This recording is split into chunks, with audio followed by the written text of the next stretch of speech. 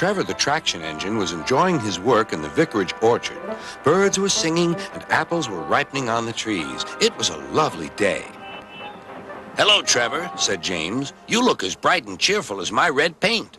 "Oh, I am," replied Trevor. "What's that noise?"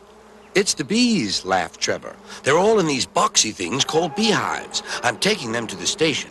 The vicar says his bees make good honey, and he's giving some of them to his friends." Just then, BoCo, the diesel engine, hummed in. "Take care, you two. Don't make the bees angry. They might sting you." James didn't like being told what to do by a diesel, and he buzzed away. "Goodbye, Trevor," called BoCo, and set off to see Duck at the next station. Bill and Ben, the tank engine twins, were busy arranging cars, but they scampered off when they saw BoCo. "I remember the first time I met those two," laughed BoCo. "They nearly made my eyes pop out. Edward soon put a stop to their games." "Edward is the only one who can keep Bill and Ben in order," chuckled Duck. "I sometimes call them the bees." "A good name," replied BoCo. "They're terrors when they start buzzing around." James bustled in. "What's that, Duck? Are you afraid of bees? They're only insects after all, so don't let that buzzbox diesel tell you different." "His name is BoCo, and he didn't. I wouldn't care if hundreds were swarming around. I'd just blow smoke and make them buzz off." "Buzz, buzz, buzz," retorted Duck. The next morning, James arrived at the station to collect his coaches. The passengers were excited and keen to get on board. The platform was crowded, and the porter was in a hurry.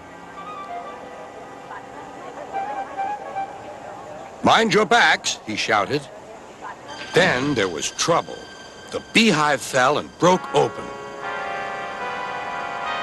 The station cleared like magic.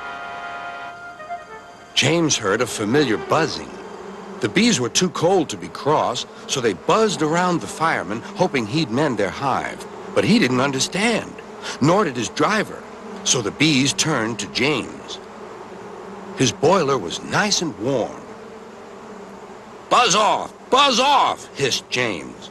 One bee burnt his foot. "Ooh, ah, ah, ooh." The bee thought James had burnt him on purpose.